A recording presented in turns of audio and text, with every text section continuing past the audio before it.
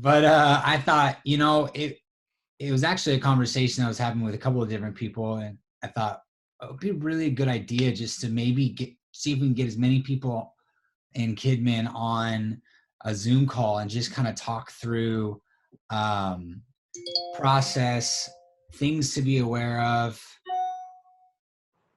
things to maybe questions to ask ourselves and the like. So I know that Ben in Medford has started live gatherings, and Andrea Mendenhall in Albany has started live gatherings.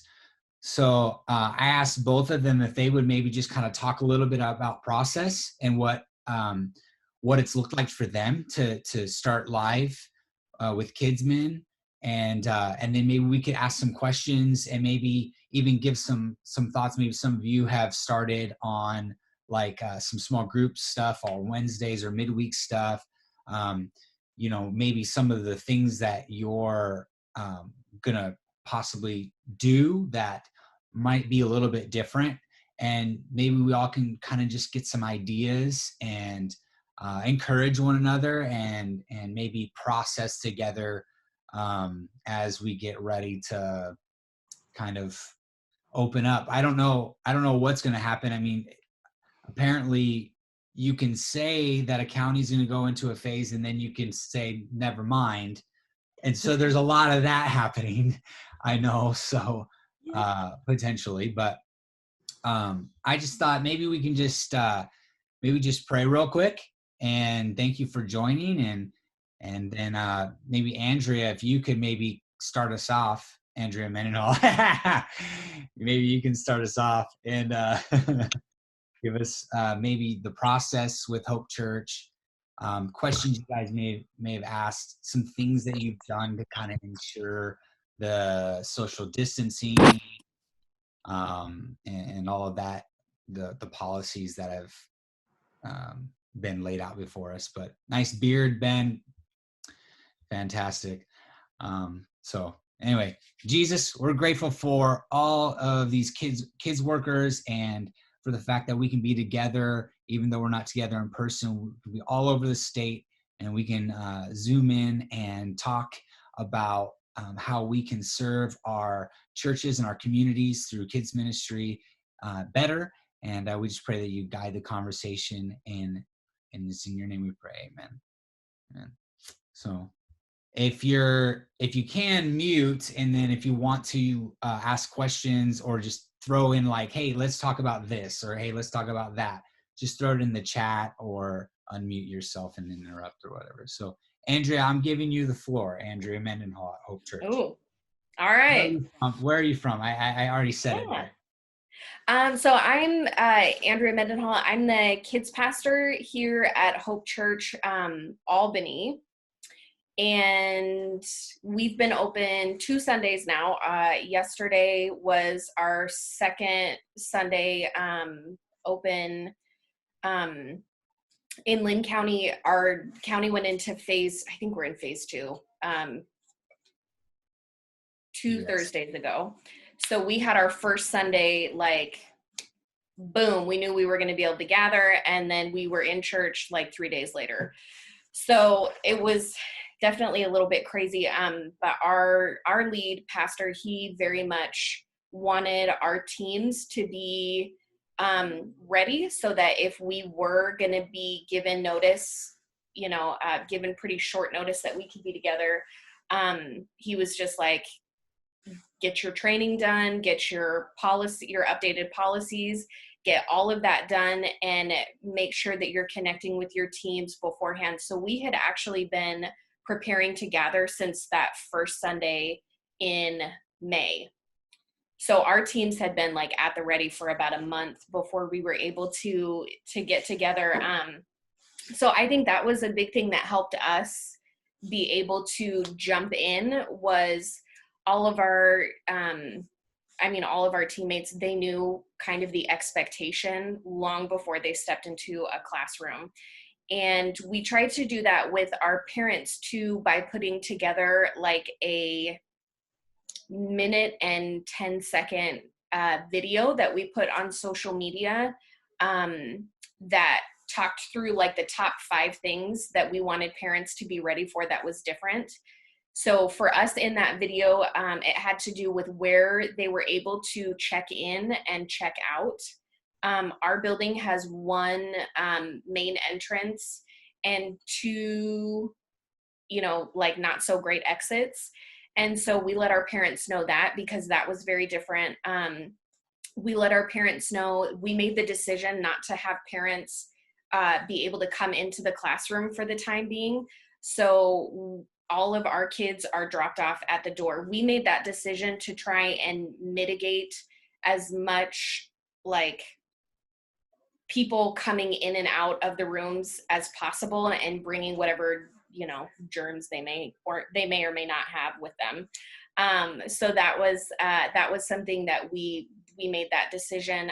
So that was in the video, especially for preschool parents, to like give them time to coach their kids. Like, I'm not gonna be able to come in with you. Like, you're gonna have to go at the door. So there was those 2 things. We talked about all of our snacks are prepackaged stuff, which I'm sure, probably everybody's making that move. We talked about the sanitation measures that we are taking. We have 3 gatherings, 2 in the morning. So we let the parents know that we would be shutting down our kids building between our 2 gatherings to sanitize all of our classrooms, which we have our volunteers do. They just know that once all of our kids are checked out, which everybody has to be checked out within 5 minutes of the gathering being over, which we thought was going to be like an act of Congress trying to get parents to like get there and, get everybody, but it's actually gone pretty well so far. So we have all of our kids check out. Our 9 a.m. team, they sanitize everything, and then everybody bounces to make, so our next team can come in. And I think that was kind of like the top things that we wanted to prepare parents with. And we've gotten really, really good feedback about that. Like we had some people that are like, could we make a video for the whole church? And our lead pastor's like, we don't got time for that. So, but at least for the kids, like, parents can know that like they're going to get up, they're going to get dressed to go to church, and they're going to know what to expect. They're not going to come into a situation where they don't feel comfortable and then have to turn around and take their kids home, or, try and take them into the sanctuary. So those are some of kind of the big things that we wanted to prep parents with, and a lot of the big changes that we made. I'm trying to think of anything. Sean, was there anything else, like anything specific that you were thinking? I was thinking maybe what are some of the questions? I think it would probably be good, and feel free to chime in, anybody. Probably pretty good to talk about the process of prepping your team. Okay. I'm on Andrea's team. By the way, if you guys don't know, I go to Hope Church. I was on staff at Hope Church, and I serve at Hope Church. Me and my wife both serve in Kidman. And so, but maybe talk about that process and how you prepared your team. Cause I don't know, some of you I've seen, your churches might start opening within the next 2 or 3 or 4 weeks. And you guys at like this week or even next week can start maybe implementing a process and helping our parents know what to expect, but also training the team. So maybe get in some of the details of that, and how you prepared the team for reopening. Yeah. Any special training or? Yeah. We didn't do like I don't know that I would say we did like a special, post-COVID, whatever kind of training. But I tried really hard to, like, I'm sure we all have, just stay in touch with our teams. I tried really hard, like weekly, to be, talking to every teammate, either via phone call or text, and making sure that I knew exactly who was ready to come back. That was a big source of anxiety for me through a lot of all of this, was like, how big of a hit are we going to take? Because, we're going to, we're going to take what our team did. We had some people that, for whatever reason, just aren't ready to come back, or made the decision that serving wasn't going to be for them on the kids team anymore during this time, which is fine. So really knowing who was ready and when they were going to be ready was a big thing. And then we have our lead pastor put together like an all church volunteer guideline. So there are 3 different categories, and 2 of the categories apply to anybody that serves. And it's like stuff like, if you have a fever, stay home. If you have visible signs of illness, don't serve that Sunday. But then there were some specific kids ministry things that he included. Like, we made the decision that all of our kids volunteers get their temperature taken before they can serve. We got those little, trying to see if I have one in my office, one of those little, gun looking temperature taker things that they have at the hospital. And so we have those, so everybody gets their temperature taken before they can serve. And that is more so as like something that we can tell our parents, like, we know for a fact that the adults interacting with your kids right now are, to our knowledge, well. So it had stuff like that on it. So everybody had to read that. And then our lead pastor put together like an orientation video for people coming back to serve, which if he wasn't going to do that, I was going to do one. That was, again, really short. And everybody had to watch that. And then I think I put together, again, like a quick top 5, like, when you come into the classrooms, we're social distancing the kids by having them sit at tables and chairs, that are elementary age, and just kind of some things that that were going to be noticeably different, that they needed to know beforehand before they could come back, and step in and be ready to roll. So I've made sure that every volunteer that I've scheduled, they have said to me either via text or on the phone, I've read the material, I've watched the video, and we've answered any questions before they get there on Sunday. And then they get if they need to, they get a quick refresh that morning. But I let everybody know, like, pretty bluntly, like, I tried to be really upfront, like, guys, Sunday morning is not going to be the time to ask me these questions. So if you have a question, you need to talk to me beforehand, because, we're going to be having kids back for the first time, and families that, they need us to be prepared. And so if you're not prepared, then, it's going to be a conversation that we're going to have later. So I tried to be upfront about that. That way there wasn't any like last minute, like, hey, like, what are we supposed to do here? And it's like, dude, did you read the email? So that kind of stuff. Yeah, I think all of us here are just empathizing with you on that one. Yeah, did you check your text message even? So yeah, definitely. Thanks, Andrea. I'll ask. Why don't you go ahead and jump in, Ben, and then after you kind of chat through your guys' process, we can do some specific questions if you guys have questions, or maybe some people have some a topic or an issue or a potential problem that you want to talk through or whatever. But why don't you go ahead and let us know how things went down there in Medford? Yeah, we're similar situation when our Jackson County down here at the very bottom.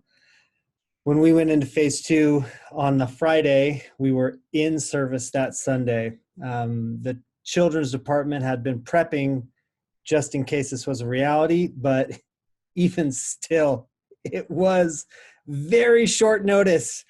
And yeah, be ready. If you have not reopened yet, everything Andrea said was so good. In fact, if I had a do-over, the one thing I would have done was communicate with my volunteers more regularly.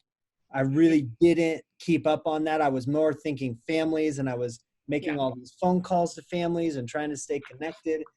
But if I got a do-over, so if you haven't reopened yet, send a text today to some of those people that you think it would be really hard to do Sunday without these people, and just start checking in on them on the regular, because it really makes a big difference. there's a lot that we did to get ready for coming back. If anybody has questions about that, we can go over that. But I really want to talk about a couple of things we learned from coming back. So I think the most prominent thing that we learned right from the start was, even in Jackson County, people view this very differently, how they want to handle it. Our church it wasn't a conservative liberal thing. I mean, it was just every person had a different opinion on it and how we should do it. And you got to know that going back in, that there could be a lot of tension between a policy or not, what you do with the kids, what you shouldn't be doing with the kids, even in the lobby outside a big church. Like, that is something your team's going to try to have to navigate, and something you probably should talk with your senior pastor about on, what's the feel or the vibe that they want. What we also figured out was only the people comfortable with coming back to church came back to church.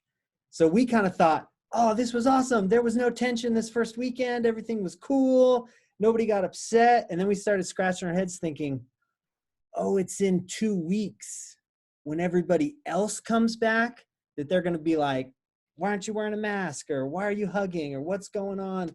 So be prepared for some stages as people start returning.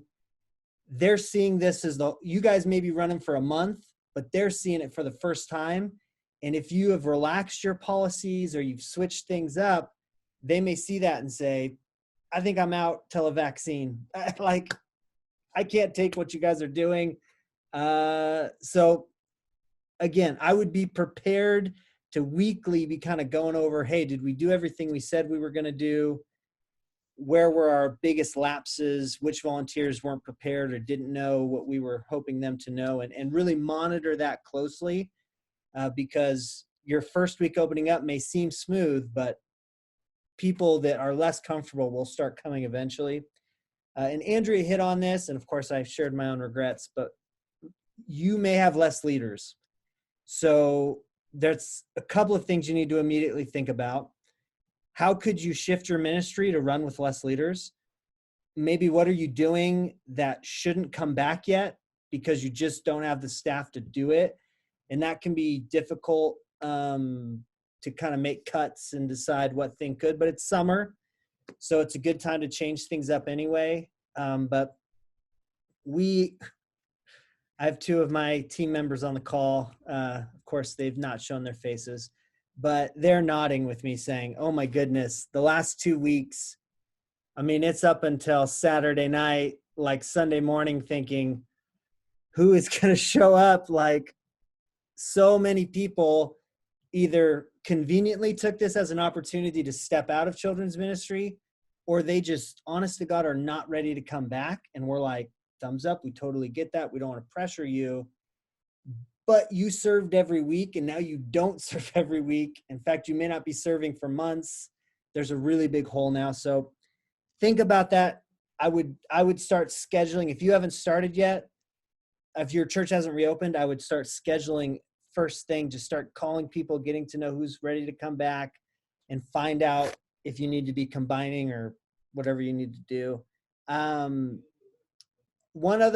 other points real quick. One, you really do need to talk with your senior pastor, or, potentially if there's a different hierarchy in your church, who's responsible for you. One of the big pieces that sounds like Andrea had and that I had is our senior pastor was very vocal to the staff about the feel of what this was going to be like and how things wanted to be handled. And there was some tension on our staff because of that in some ways, but it was great because we got to work all that out. But if you're going to come in with the thought of like, I'm going to have paid people to disinfect kids as they walk through, like you're going to be super strict, but your senior pastor doesn't want that feel at all. You're just creating tension for yourself where you guys can have open, honest conversations before you go into that. And I totally realize every time I get called into my senior pastor's office, I literally feel like I'm going to get fired. It's intimidating to sometimes talk to the pastors at your church, but in this case, everybody's so opinionated on this topic anyway. Save yourself time, schedule a meeting with your senior pastor and talk through what they think the reopening should look like. And I think that'll save you time. And then the last piece we realized after reopening was we need to keep doing online stuff. We started a YouTube page and we started doing a service every single week that we put on there. And because it's not streamed, it was it's going to be an extra piece. We have to film that every week. We just set up a appointment to film all of our July church services coming up next week.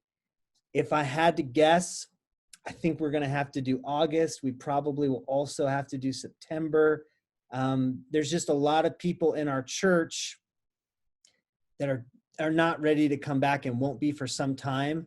And we've been honest with our team to say, if our views on YouTube completely drop and nobody's watching the videos, we're going to stop doing it. We don't love doing those videos. We would prefer to do this live thing.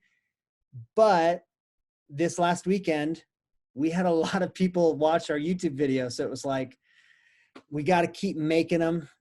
It's double the work. It's a lot more than I was doing before any of this, but it is a piece that we felt if people are still watching them, we got to keep making them. So I'm mostly interested. And the reason why I wanted to be on this call was to hear from you guys. So I am just curious, either say yes or raise your hand, whose churches have reopened? Okay. Ben saying we've sort of reopened. Okay, well, I'm curious to see what questions you guys have. Yeah. Thank you, Ben. I appreciate that, man. Good stuff, both of you guys. Our church reopened, just not with kids. Yeah. Our church reopened, but not with kids yet. We're scheduling like July 5th, and we have a day scheduled in the park first. So. Yeah. Ooh, can you talk about that for a second, Lori? That's kind of cool. So we always have the last Sunday in June where all the church gets together and we do we have a memory verse challenge. So we have kids that have participated in that, and so they do their awards and all that. So we had the park, our little city park, scheduled that we could reserve it like in February before this all started. And they just got back to me last week and said that we can do that, but we have to be careful with the bathrooms and social distancing, and they can't play on the toys, and you have to bring your own food. There's a whole bunch of stuff with it. But so that will be our first thing with the kids and families. So Cool. Can I ask a question for those of you that did open? Did you guys require that your kids like wear masks? I mean, what was kind of some of the protocol that you did put in place? That was a question that we wrestled with a little bit. In our county, grocery store employees, like essential employees, are required to wear masks. I don't know if that's statewide. I know that's what they have to do here. But our lead pastor, and Ben, I appreciated what you said about like kind of taking the temperature, like check the tone, and of kind of how your leadership is wanting to move. I mean, we always have to do that anyway, but with this in particular, because they're the one that's going to get the email, not necessarily us. And so our lead pastor, he was very, he was kind of middle of the road on kids ministry. Like, if we have to wear a mask, you know, we're working with minors, you know, we'll see how that goes. But we just kind of put it out there that if he was okay with our teams not wearing masks, that we would prefer not to, for the kids' sake. Especially with, you know, kids that are nonverbal, preschoolers, not being able to see our facial expression. That was something that we wanted to make sure we could still be recognizable to them after so many months.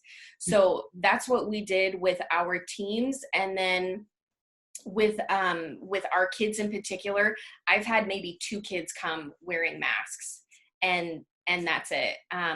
you know, most parents so far in my experience, and their parents have even been like, if they want to take them off, we don't care. One kid, she's like, I want him to wear the mask because he picks his nose and germs. And I'm like, thank you for that. Can we get that ministry wide? You know what I mean?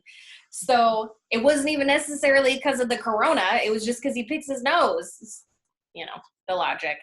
So that's how we've dealt with masks. And I've had 2 leaders. What we did with our teams, kind of to alleviate a little bit of anxiety talking about masks, I've said, if you want to wear one, wear it. I support you in that. I'm not going to wear one unless I'm required to, but if you want to, that's fine. And that's put a lot of people at ease, knowing that they have the option to wear a mask or gloves if they want to. So that's what we did.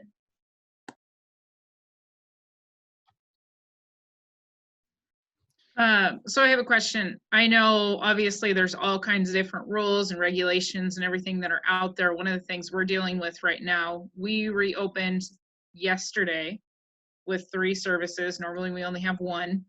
And so we're looking at opening the children's ministry on July 5th. And so I have a meeting tonight with our leaders of trying to communicate what's happening or whatever else of moving forward and trying to reopen. But one of the things that you get different opinions on or things of you know, the 6 feet social distancing. We opened a couple weeks ago with just our STARS class on a Wednesday afternoon. And like, I have the tables and stuff spread out in a large area that we use like in our gym. But once they're not sitting down, they're right next to each other. So like we've communicated yesterday with the parents, who will continue communicating, like we can't physically keep them social distance the entire time. But when it comes to like your room or things like that, have you been using chairs, not using chairs, saying we're spreading chairs out, or just saying kids are kids and we're not worrying about it? That's kind of where we're at, of trying to figure out where to draw that line. Yeah, we even county to county, it's a little different. I think all the rules are the same, but again, like in Jackson County, we've had so few cases, we've had 0 deaths. Just the feel of our community might be a little different than other places in Oregon that have had this more seriously. But for us, and even going to your question, Cheryl, we decided to take temperatures of preschoolers that will have the hardest time social distancing, and all the kids that were in daycare, they all have to do this in daycares anyway. So it's like no problem for those kids. They kind of come up and pick their hair up and they're like ready to get the temperature thing. So that has been 0 hesitation from our parents or anybody. With the older kids, we're not doing that. We've spread out the chairs to be in 10-person groups, and we have a very big room that we start in. And then we're separating, where normally kids would just sit wherever they want. We're separating into our small groups right from the start. So those 10 kids in that small group will be sitting together. When they leave that room, they're going to go together to their small group room. They'll come back to that room and sit in their same section.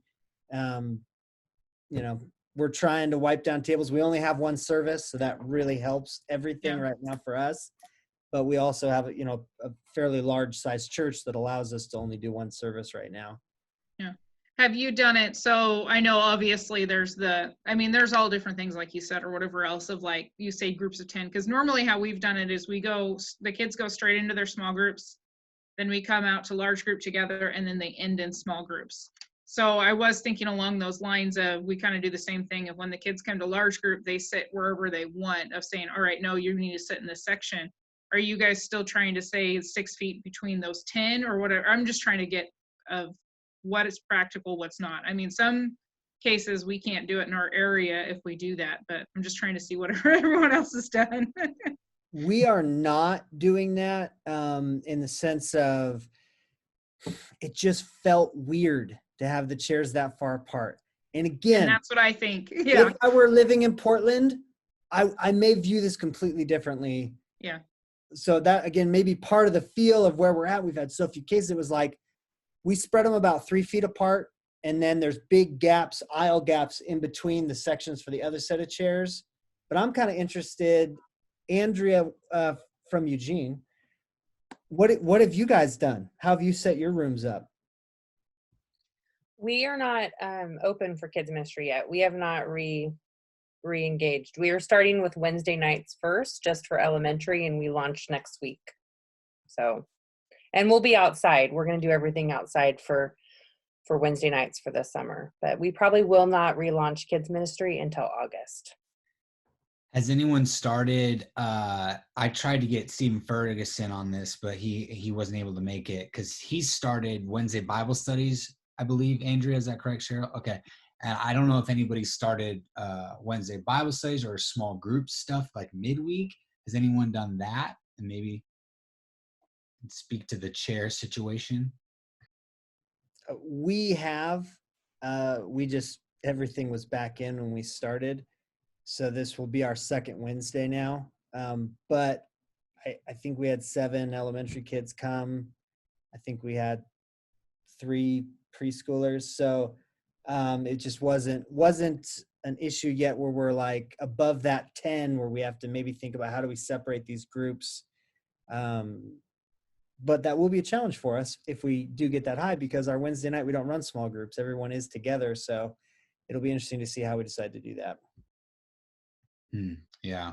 And it may be that you have such a small group during the midweek stuff for the next couple of months. That's interesting. And you're right too, Ben, on that point. You know, if you're in Multnomah County, you're Marion, you're in Clackamas, whatever, you're in Washington versus Lynn or Lane, or, you know, what's the one that I don't even think they ever closed anything out in Eastern Oregon. Help me out, my Eastern Oregon peeps. Some of the counties over there, man, they're like, what? Corona, what? You know? So it does differ from county to county. Can someone talk to nursery? Is there anything special or specific? I don't even know, Andrea, what we did, but at Hope Church, but is there anything different that we're doing with nursery? So with the nursery, we that one was probably one of the harder ones to traverse because there's such intimate physical contact with our adults there. You know, they're holding them, they're carrying them. One of the things that we had initially thought was, well, if we do need to have a volunteer wear a mask, it would be in the nursery because they're like right here, you know, with the babies. And so we decided against that. The main thing that we've done is really pared down the toys that are in there. I mean, it's, you know, I'm even thinking this last week, what we learned was, or yesterday, we learned that we needed to take out even more stuff in the nursery just so we could keep up with keeping things sanitized and kind of dealing with some of the cleaners that that I'm sure most of us will be or are having to use right now. A lot of them are toxic, you know, they're toxic cleaners. And so it's not always something you want to use in a nursery with kids putting stuff in their mouths. So we've taken it down to like really not a lot of stuff in our nurseries. And even the stuff that's there, we try to run through like a high heat dishwasher versus wiping it down, you know, with a toxic chemical. And again, parents are not allowed in the rooms. Usually with nurseries, that's, at least for us, that tends to be the one takes the most time. You know, the parents, they got to go in, they got to drop the stuff off, give the leaders, you know, the rundown, and, you know, then try and, you know, kind of hand their baby off and make that a smooth experience. But even with the nursery, we've said, you know, parents, we you know, we need you to stay at the door and drop them off there. And so far, so good. I appreciated, you know, Ben, kind of what you were saying. Like, I think every week is going to be different. You know, last week was smooth. Our first Sunday open yesterday went really great too, but I think every week is gonna be a little bit different. You're gonna have different people there, different comfortability levels, how people are interacting with this. So I imagine, with some of that stuff, we're gonna have to make changes as we get further in. Thank you. I like what Joanna said here, and I know Cheryl said the same thing. A nursery is limited to just parents taking their children in, no nursery attendant, limited toys, and Andrew, you all obviously saying the same things. I wouldn't have even thought of that. Just thinking in terms of the toys and everything, you have to think about everything. So tedious. Are there any other questions? Are there any other? Maybe there's some questions that you guys are asking yourselves that you'd like to share that would be helpful. I was just wondering. I hope you guys hear me okay. Okay. I was wondering. Sunday morning service probably won't ever look the same for us. We're going to a model where we're gonna try and fill the church from probably around like 20 to 40% of what it was, and then the rest of the congregation we're pushing to go to small groups, so 2 or 3 families, and then broadcasting service to those small groups. I don't know if anybody else is looking like Sunday morning service will never look the same. Just curious to see if any of your guys' pastors have said that they're changing the model of Sunday morning.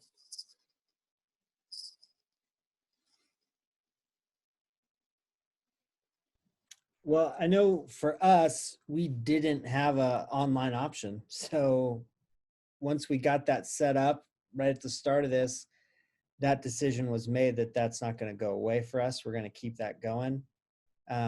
We tried to get small groups to meet together, but again, just in that thought of how people view this, where we thought, oh, that'll be a slam dunk. There's only one entire life group. That was it. One life group in our whole church that said, yeah, I'll invite some people over to our house and we'll watch the service every Sunday morning together. So that idea, for whatever reason, for us just flopped.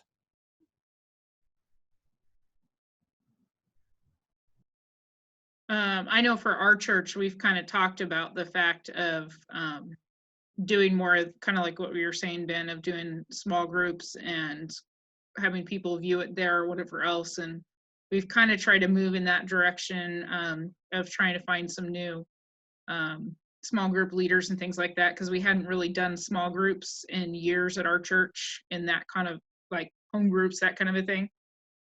But we've looked at trying to kind of move that direction a little bit with it, but with everything going on, I don't know if that's going to continue or not, if we're going to continue moving that direction and everything. One thing goes and then another thing happens and you're like, oh, we forgot about that. So I don't know, but we have kind of looked in that direction for that reason of saying, hey, some people might never be comfortable being in that large a group, but they'd be comfortable in a small group. So I'm not sure. I think this applies to the question. We've done some, because, Ashley, you make a good point. Like, there's some people that are never going to be comfortable coming back again, potentially. So we've had to beef up. We had an online presence, but it wasn't like great. But we were, streaming on Sundays already. And so our lead pastor, he put in a online campus pastor and, did some other things. But some of the things that we've done is in our sanctuary now, there are certain sections where people are sitting that's mask only. And so there's some gatherings when you see some people taking more measures to wear that personal protective wear. And that has seemed to help, especially with our at-risk group, right? So our seniors, we're a legacy church, so we've got a pretty large, senior population. And then those who've got, immunity issues, we have entire sections in the sanctuary where if you want to wear a mask and you want to sit by people that are wearing a mask, that's where you can sit. We contemplated having an entire gathering that was mask only, because there are some churches doing that, and he didn't want to go that far, so we did that. And then we also have opened up kind of a second venue on campus that we streamed to, but we went and there's our worship guy like pulled it out. Like, I mean, we got a second band. Like, there's all kinds of crazy stuff happening over there. I haven't seen all of it yet. So those are some of the Sunday morning changes that are significant for us that I imagine are going to be around for a while. So yeah, some of that. And then I think the way that we do check in and check out, where all of our parents are lining up outside, not coming in the classrooms, our building has a certain flow now so that parents don't come face to face with one another. That was a big thing that we wanted to try and be mindful of. I think that's another thing for us as far as processes that is probably here to stay for, however long. This might be one kids' church example of how things may not be the same. We would do this thing called Bethel Kids Cash, spelt with a C.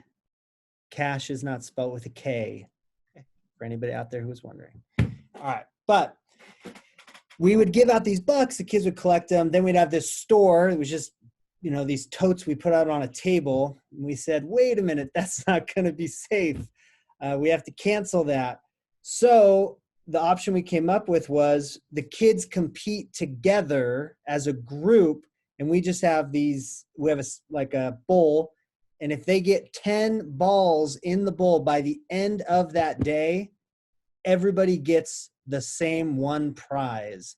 And so honestly, it's going to save us all the hassle of ever dealing with these bucks again. And parents do not have to sit there and be like, how long is this going to take my kid to make a decision whether to buy a Tootsie Roll or a fruit Tootsie Roll? And like, they're touching everything. I'm thinking back now through all this, but that is one change where it was just more efficient to run it this way anyway. And because we didn't have as many options, we actually could get cooler prizes because we're buying less prizes. And it's an incentive system that is paperless. We don't have to print. So we may make that change permanent. That's an awesome idea. You have any hooligans in your church, Ben? It's gonna ruin it for everybody. There's always somebody. we try not to call them out, but we give them a look. So you might blow this for everybody. Leah says, one thing we're going to do, have to go to 2 services. And Leah, is she on your team, Ben? Yeah, okay. Used a different room for each service, 4 rooms in preschool and nursery. It's going to use 2 rooms, 1 service, and then switch rooms for second service. So yeah, the creativity. Is there any other questions or thoughts? Maybe some things process-wise? Well, I actually have a question, Sean. If I'm not sure if it's possible or not, maybe have each person just say where they're at and if they have an idea of when they want to open, because I know that's one of the things that we're trying to kind of figure out is like, we don't want to wait too long. We don't want to go too soon. So, we've kind of had a discussion about maybe the middle of July. Then I've seen other people say we're not going until August, and then small groups in September. So if maybe people can sound off about that, that would be helpful to me. No, that's great. Somebody, a couple of you said July 5th, right? I don't know who that was. I can't remember.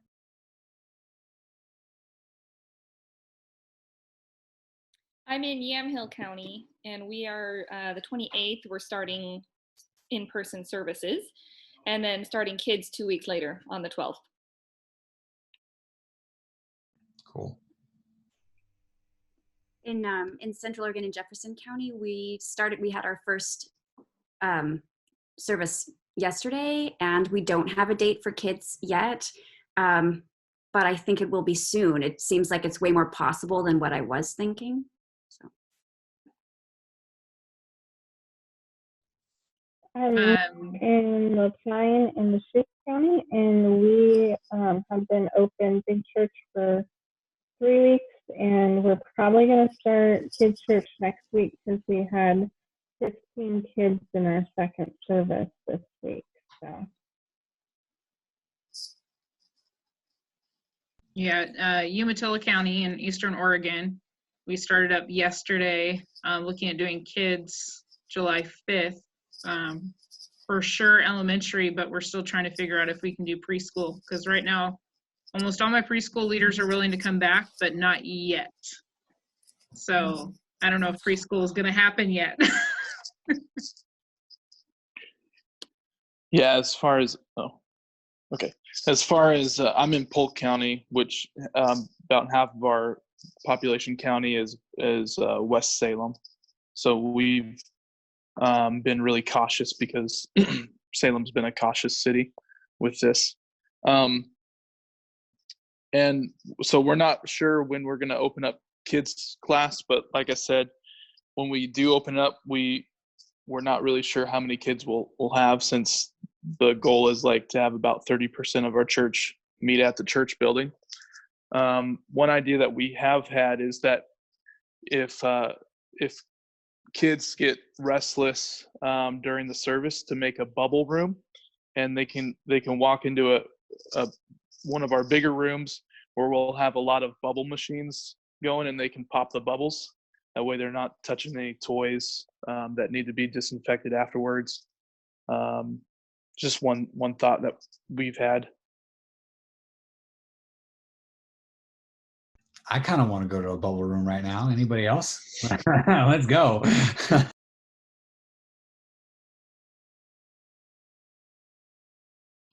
I did have a question.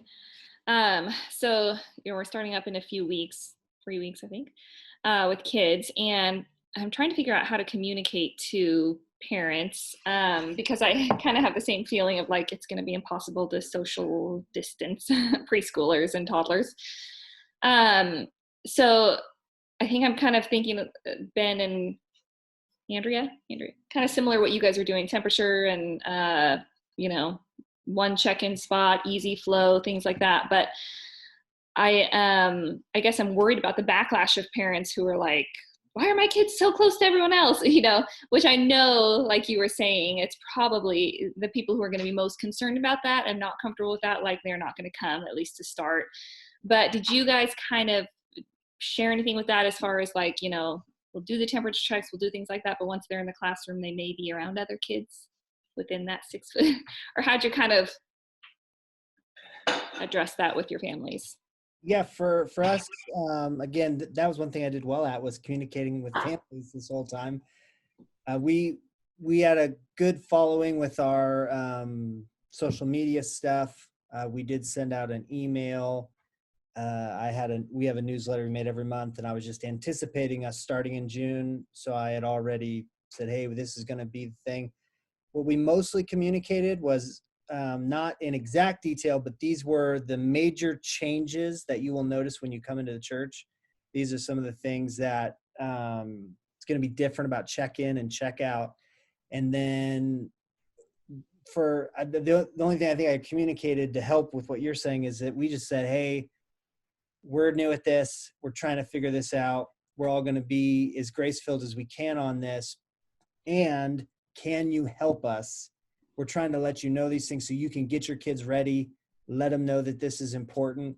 And this is not a speech that maybe every church has to do, but for us, when I start up a group with elementary, we go over, hey, what's been weird about this last 4 months? Oh yeah, the coronavirus, right? So that means, how do you get the coronavirus? Like, we have just kind of a little thing that we always say, again, that I'm always leading with when I start a service, to remind us we need to stay apart.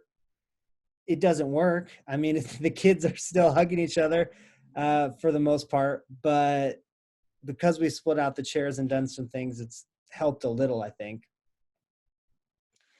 Yeah, Lisa, I think that's a really good question. That was a little bit of a concern of mine, just because, you know, it is all of this has been really uncertain, and it's left a lot of people, feeling nervous, and parents are nervous already. Like they're either nervous or they're like, dear God, take my kid. You know what I mean? So I was anticipating some opinions, and kind of like Ben was saying, like I tried really hard to coach people from the start and then give people a little bit of a visual of what our rooms were going to look like. Having tables and chairs, we did round tables with 4 chairs each in our elementary spaces. And so far, I will say so far, because again, we'll see how the coming weeks go.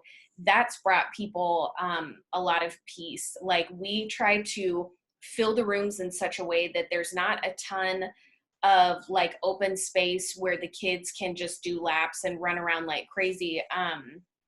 And that seemed to help. I did tell my leaders, I'm like, guys, as adults, you can have self-control. Obviously, don't initiate physical contact with the kids yourself. Like if a kid comes at you and they want to hug you, like you give them the 2 hands, just kind of stop them and, hey, let's elbow bump.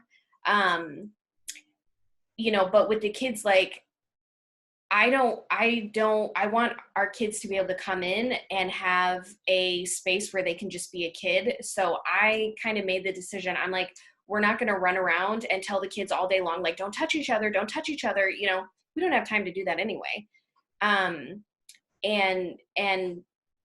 So far I have not had a ton of parents kind of, upset about the kids being close together. Again, we'll see how long that lasts. But yeah, I think forewarning them, like as much as possible, this is what the space is going to look like. This is what we're doing to keep it clean. We're going to have the kids hand sanitize every 30 minutes, stuff like that has seemed to kind of bring the anxiety down a little bit. But I mean, we're just not gonna, chase after the kids the whole time to keep them from touching each other. Like I just decided that we wouldn't do that, but we had to make that decision for ourselves. So.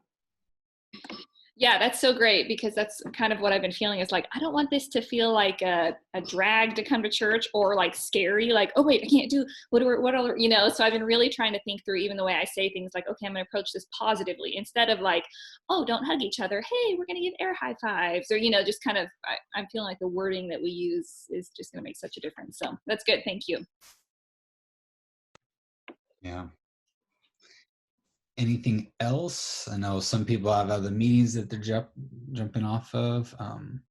Yeah. Hey, I noticed that Ben asked a question about what we might be doing for the summer. Do you want to talk about that, Sean? Yes. I was going to close out with that. So awesome. Yeah. I was going to close out with our summer road trip, which is going to be, for the kids edition, is going to be a 3-day kind of packaged digital experience that we want to encourage everyone to, maybe you invite some churches to get together and experience together on August 13th, 14th, and 15th. It's going to be kind of like a VBS feel with a camp feel with a bunch of different things that's not camp at all and not VBS. So it's something totally new. We've got Tamara Hankis is our speaker. So she will be delivering the main sessions. We'll do a BGMC emphasis as well, and competitions. We'll have everything laid out for you, for the leaders. So supplies, what you'll need to get to prepare, but you can also kind of modify, if you will, as they call it in the fitness world, to mod. And so you can have the freedom to kind of cater the event to your kids, to your kids in your area. And so of activities, we'll have worship and music and all of that. And so you can kind of say, yeah, we want to pick these elements, and you can kind of craft an experience for your kids. And we want to gather all the kids, as many as we could, kids ministries together on that date in August 13, 14, 15. It would just be really cool to have, to know that there is kids all over our state worshiping together, being generous and giving BGMC. We'll have a place where you can sign up on our webpage. That should drop today.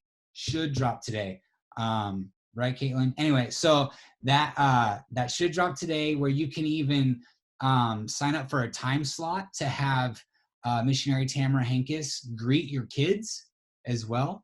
And so it'll be like a 5-minute greeting, which is personalized greeting just for your kids or your group as well. So I don't know if I'm missing anything else on that, but that's what we're going to be doing. So It's free to them. oh yeah, it's free. It's free, and the only cost to you is t-shirts if you want to buy a t-shirt, and you don't have to do that. But we'd love for you to do that because they're going to be really, really awesome. So they're going to be cool t-shirts. So yeah, we just want to get kids gathered together, loving Jesus and loving one another, socially distanced. So I also had a thought. Does anybody have any questions about that, I should say? No? Cool. As Ben Lesotho was talking, I had a thought that, man, what a fantastic opportunity that we have. Like I have a hard time saying this is unprecedented times. I think these are precedented times where the church can rise up and we can be Jesus' hands and feet, and we can see many people come to know Jesus, many kids who might not have come to church pre-COVID, who may not have had any kind of interaction with a kid ministry or a kid leader or pastor, who will now, because of what we're doing, whatever those things might be, those different ideas and the lead pastors that we're obviously working with. And so just want to encourage you guys, this is an opportunity that we'll look back on in 20 years from now. And we'll say, remember when so-and-so, they just stepped up and they got creative. Remember when we had this event or that event, or this whole COVID thing caused us to rethink ministry, and some of the changes that we did today will impact our future. And so I just wanted to encourage you all with that. Thanks for joining the call. And I'm just trusting that the Holy Spirit will continue to give wisdom and guidance and lead us into the future. So appreciate you guys. Thanks, Charity. Tell your husband, Charity, that I said hi. And thank you guys for coming. Thanks, Ben. Thanks, Andrea, for kind of sharing and getting us kicked off too. So awesome. Have fun, you guys. You don't have to stay here. You don't have to go home.